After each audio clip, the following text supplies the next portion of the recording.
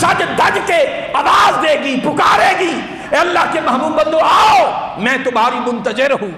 میری جنتیں، میرے باغات، میرے محلات، میرے چشمے تمہارے قدموں کے منتظر ہیں۔ جب وہ پلٹنے لگیں گے جنت کی طرف تو دوزخ میں کچھ لوگ جل رہے ہوں گے، کچھ لوگ جل رہے ہوں گے، اور ان کے چہروں سے وہ اہل اللہ انہیں پہچان لیں گے کہ یہ بھی میری صحبت میں تھا، یہ بھی میرے پاس آتا تھا، یہ بھی آتا تھا، اور دوزخ میں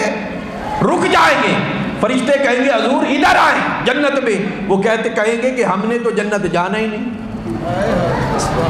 یہ مقام وجاہت ہے، لاڈ ہے قاری صاحب، لاڈ کی بنا پر عرض کریں گے ہم تو جنت میں نہیں جائیں گے۔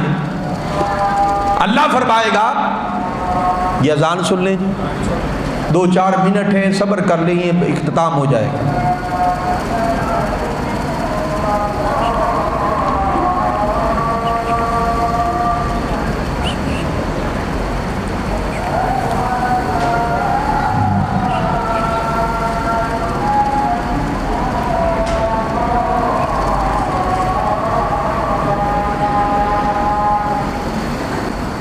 تو میں عرض یہ کر رہا تھا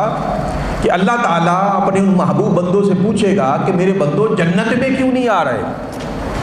وہ عرض کریں گے مولا ہم تو جنت میں نہیں جائیں گے۔ اب اللہ جانتا تو سب کچھ ہے، مگر پوچھے گا کیا وجہ، کیوں جنت میں نہیں جا رہے؟ وہ اشارہ کر کے کہیں گے، دوزخ کی طرف اشارہ کر کے کہیں گے کہ عرض کریں گے باری تعالیٰ یہ جو فلاں فلاں ہیں کانوا یصلون معنا، یہ ہمارے ساتھ مل کے نمازیں پڑھتے تھے، یحجون معنا، ہمارے ساتھ مل کے سفر حج پر جاتے تھے، حج کرتے تھے ہمارے ساتھ مل کے، وَكَانُوا يَعْمَلُونَ مَعَنَا، ہمارے ساتھ مل کے نیک عمل کرتے تھے، نمازیں پڑھتے تھے، حج کرتے تھے۔ اللہ فرمائے گا یہ نمازی تھے، روزے دار تھے، وَيَصُومُونَ مَعَنَا، کہ نمازی تھے، روزے دار تھے، سارا کچھ تھا، مگر کچھ عمل ایسے بھی تھے جس کی وجہ سے ان کے سارے عمل ضائع ہو گئے۔ ان کا زور اس صبر پر ہوگا، توجہ کرے کہ باری تعالیٰ ہم یہ نہیں کہہ رہے کہ نمازوں کا فائدہ دے، روزوں کا فائدہ دے، حج کی بنا پر بخش دے، باری تعالیٰ ہم یہ چاہتے ہیں نمازیں پڑھی ضائع ہو گئی مگر نمازیں ہماری سنگت میں تھیں، ہماری سنگت کا فائدہ دے، روزے رکھے ضائع ہو گئے مگر روزے ہماری سنگت میں تھے، ہماری سنگت کا فائدہ دے، حج کیے ضائع ہو گئے مگر سفر حج پر ہمارے ساتھ گئے تھے، ہماری سنگت میں، ہماری سنگت کا فائدہ دے۔ اللہ فرمائے گا کہ میرے بندو ٹھیک ہے، جاؤ جن جن کو پہچانتے ہو پکڑ کے دوزخ سے نکال کے جنت میں داخل کر دو۔ اب بتائیے جنت میں داخلہ صرف عمل کی بنا پر ہوا، سنگت کی بنا پر؟ یہ سارا فضل کا معاملہ، یہ سارا فضل کا معاملہ۔ اور ایک نکتہ سمجھ لیجئے، نکتہ اس میں یہ ہے کہ یہ جو دوزخ میں جل رہے تھے اللہ بھی جانتا تھا یہ صحبت والے ہیں، یہ کیا ہے؟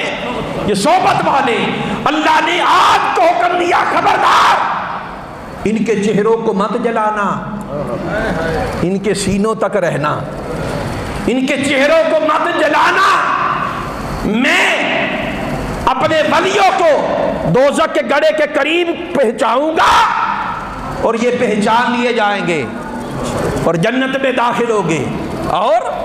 اسی لیے ولیوں کو ادھر پہنچایا گیا تھا تاکہ وہ پہچان لے، وہ پہچان کر نکالیں گے اور دوزخ سے جنت میں داخل کر دیں گے۔ اور یہ حدیث مبارکہ قاری صاحب کتاب التوحید میں امام بخاری نے درج کی ہے، اندازہ کر لیں۔ تو گویا توحید صرف اللہ کو ماننے کا نام نہیں ہے، توحید اللہ کو ماننا، اور اللہ نے جن جن کو نوازا ان کو ماننا، اس کا نام توحید ہے۔ اہل اللہ کو ماننا کہ اللہ کو نے ہی اپنے بندوں کو نوازا ہے، انہیں خوبیاں دی، روحانیت عطا فرمائی، درویشی اور فقیری عطا فرمائی، یہ جو سارا کچھ اللہ کی دین ہے۔ تو اللہ کی دین کو ماننا، اہل اللہ کو ماننا، یہ بھی توحید ہے۔ شان اولیاء کتاب و توحید کے تحت بیان کی۔ اب آخر میں آپ کو میسج دینا چاہوں گا کہ لوگوں یہ شعبان کا مہینہ ہے، کیا شعبان کا مہینہ، اور اگلا اور اس سے پہلے جو مہینہ گزر گیا رجب، شعبان اور رمضان، یہ 3 مہینے پے در پہ لگاتار ایک دوسرے سے متصل ہیں، ایسے ہیں کہ تینوں میں اللہ نے ایک مقدس رات رکھی ہے، ایک مقدس رات رکھی۔ رجب میں معراج کی رات رکھی، اور معراج اشارہ ہے مولا کی ملاقات کا، اس کے وصال کا اشارہ، اس کی قربتوں کا اشارہ۔ اور پھر شب برات رکھی، شعبان میں وہ گزر گئی، اور پھر رمضان میں رکھی شب قدر والی رات۔ تو پہلے معراج کی رات رکھی، اس کی قربت کا اشارہ دیا، اس کے وصال کا اشارہ دیا، طبیعتیں مچل گئی، مولا تیری قربت کیسے حاصل ہو، یہ لذت دیدار کیسے ہو، تیری محبت کے جام کس طرح بھر بھر کے پیے۔ فرمایا اس کا طریقہ یہ ہے کہ اگلے 2 مہینوں میں 2 راتیں آنے والی ہیں، ان 2 راتوں میں جاگ لو، تائب ہو جاؤ، میری طرف رجوع کر لو، تائب ہو جاؤ تو یہ لذت مل جائے گی، تمہیں معراج مل جائے گی۔ اس لیے میرے آقا نے شعبان کے لیے فرمایا میرا مہینہ ہے، رمضان کے لیے فرمایا اللہ کا مہینہ ہے، شعبان کو اپنا مہینہ قرار دیا اور رمضان کو اللہ کا مہینہ قرار دیا۔ اور رمضان کی تیاری میرے آقا شعبان میں شروع کر دیتے تھے، اور شعبان کے پورے مہینے کے روزے رکھتے تھے، پریکٹس کرتے تھے روزوں کی، تاکہ روزوں کے اندر جاتے جاتے یہ طبیعت عادی ہو جائے۔ یہ سبق دینا چاہتے تھے میرے آقا تاجدار، شعبان کے مہینے میں رمضان کی تیاری شروع کر دیتے۔ اس لیے لوگوں، رمضان کا مہینہ آ رہا ہے، خوش نصیب ہے وہ شخص جسے رمضان ملتا ہے، اور خوش نصیب وہ ہے کہ جو رمضان کو ملتا ہے، جو رمضان کو ملتا ہے۔ رمضان کے پورے مہینے کی قدر کیجیے، اس کا ادب کیجیے، اور اس کی راتوں کو اللہ کے حضور کھڑا ہوا کرے، دن کو روزے میں رہے۔ اس کا صلہ کیا ملے گا؟ اللہ اس کے عوض معراج کی لذتیں آپ کو عطا فرمائے گا۔ اب آخر میں دعا کرتا ہوں اور میسج دیتا ہوں تحریک منہاج 27 رمضان المبارک دی شابی استادانہ 40ویں مبارک دا ختم شریف۔ ماشاءاللہ ماشاءاللہ۔ تو ہم راتوں کا ذکر کر رہے تھے، راتوں کا ہم ذکر کر رہے تھے، اور حضور مرید احمد باروی رحمۃ اللہ علیہ کا جو ایصال ثواب کی محفل، جو نام ہوتا ہے ختم چہلم کے نام سے موسوم کی جاتی ہے، وہ محفل پاک ایصال ثواب کی بڑی بابرکت محفل انشاءاللہ ہوگی، تو وہ بھی 27ویں رات کو طے پائی ہے۔ 27ویں اسی رات کو، وہ اللہ کے حضور طائب ہونے کی رات، اللہ کے حضور طائب ہونے کی، مولا کی طرف رجوع کرنے کی رات ہے، مولا کی بارگاہ میں رونے اور گڑگڑانے کی رات ہے، اس کی بارگاہ میں مناجات کرنے کی رات۔ اس رات کو ہی ہوگا نا، اسی رات کو ان مقدس لمحوں میں مرید احمد باروی رحمۃ اللہ علیہ کا ختم چہلم ایصال ثواب کا یہ پروگرام ہوگا۔ تمام احباب رمضان کی تیاری کریں، روزوں کی تیاری کریں، اور خاص طور پر قیام اللیل راتوں کو کریں، غافل نہ رہیں۔ یہ مہینہ جس کو مل جاتا ہے، اگر کوئی کمی رہ جائے تو پوری سال آپ اگر عبادت کرتے رہے، وہ کمی مکمل پوری نہیں ہوگی۔ کمی نہ چھوڑیں، واصل باللہ رہیں، اللہ اللہ کریں، اور ہر وقت مولا کے ساتھ رجوع میں رہیں۔ اللہ تعالیٰ سے دعا ہے کہ ہم سب کو ہدایت عطا فرمائے، اور آج کی اس محفل پاک کو مرحوم مغفور کے لیے باعث بلندی درجات بنائے، اور ان کے بیٹوں کے لیے صبر جمیل عطا فرمائے، انہیں اجر عظیم عطا فرمائے۔ محترم حافظ القاری وقاص احمد باروی صاحب، اور محترم غلام محی الدین صاحب، اور آپ کے جو بھائی ہیں صلاح الدین صاحب بیٹھے ماشاءاللہ، وہ بھی تشریف فرمائیں۔ اللہ تعالیٰ سب کو ایک بنا کے رکھے، محبت عطا فرمائے، ان کی اولاد کو رزق میں دشواری عطا نہ فرمائے، ایمان میں دشواری عطا نہ فرمائے، ان کی جان و مال میں برکتیں ہوں، ان کے ایمان میں برکتیں ہوں۔ وما علینا الا البلاغ۔ ختم شریف پڑھ لیں، اب ختم شریف پڑھ لیں۔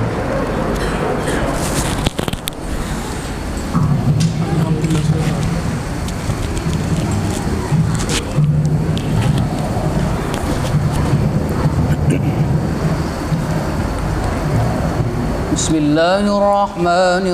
الرحيم قل يا أيها الكافرون لا أعبد ما تعبدون ولا أنتم عابدون ما أعبد ولا أنا عابد ما عبدتم ولا أنتم عابدون ما أعبد لكم دينكم ولي دين بسم الله الرحمن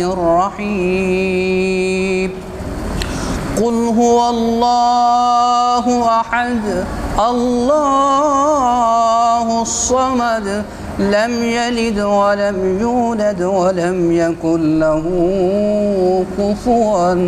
أحد بسم الله الرحمن الرحيم قل هو الله أحد الله الصمد لم يلد ولم يولد ولم يكن له كفوا أحد بسم الله الرحمن الرحيم قل هو الله أحد الله الصمد لم يلد ولم يولد ولم يكن له كفوا أحد بسم الله الرحمن الرحيم قل أعوذ برب الفلق من شر ما خلق ومن شر غاسق إذا وقب ومن شر النفاسات في العقد ومن شر حاسد إذا حسد بسم الله الرحمن الرحيم قل أعوذ برب الناس ملك الناس إله الناس من شر الوسواس الخناس الذي يوسوس في صدور الناس من الجنة والناس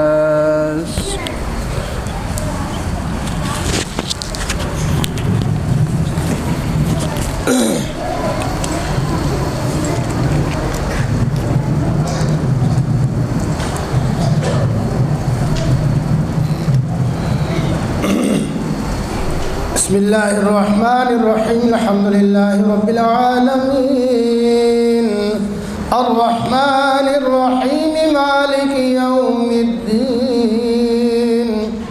إياك نعبد وإياك نستعين اهدنا الصراط المستقيم صراط الذين أنعمت عليهم غير المغضوب عليهم ولا الضالين آمين بسم الله الرحمن الرحيم ألف لام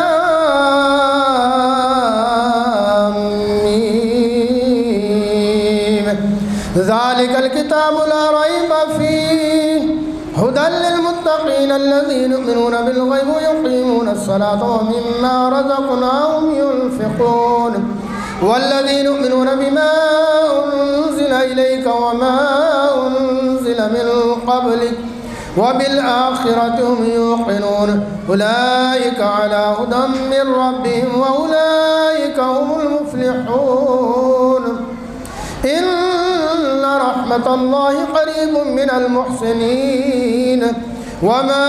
أرسلناك إلا رحمة للعالمين ما كان محمد أبا أحد من رجالكم ولكن رسول الله وخاتم النبيين وكان الله بكل شيء عليما إن الله وملائكته يصلون على النبي يا أيها الذين آمنوا صلوا عليه وسلموا تسليما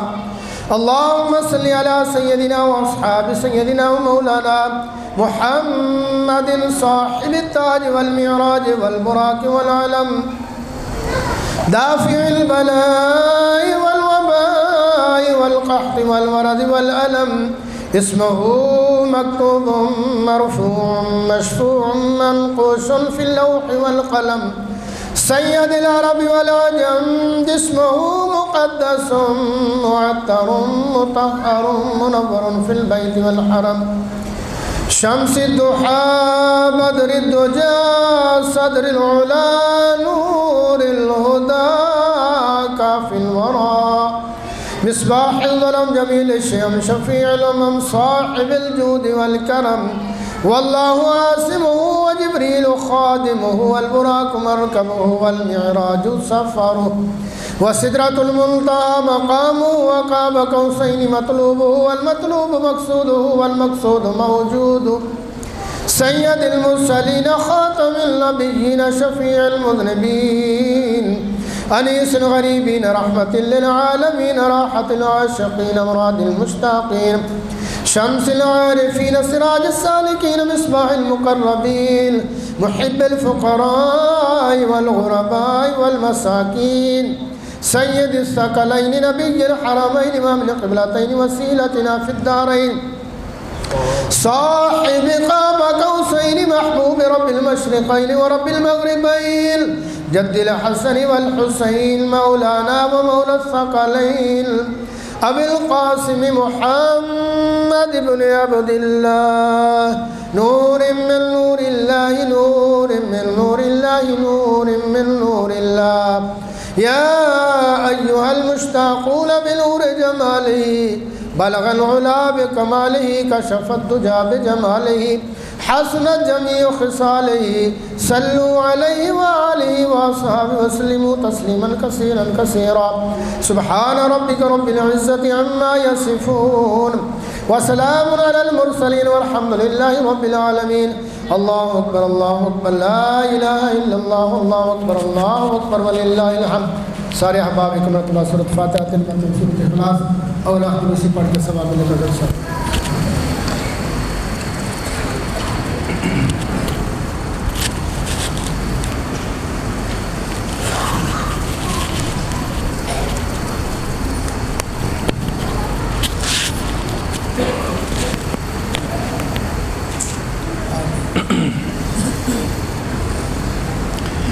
اللہم صلی علی سیدنا و مولانا محمد وعلی آلہ وصحبہ وبارک وسلم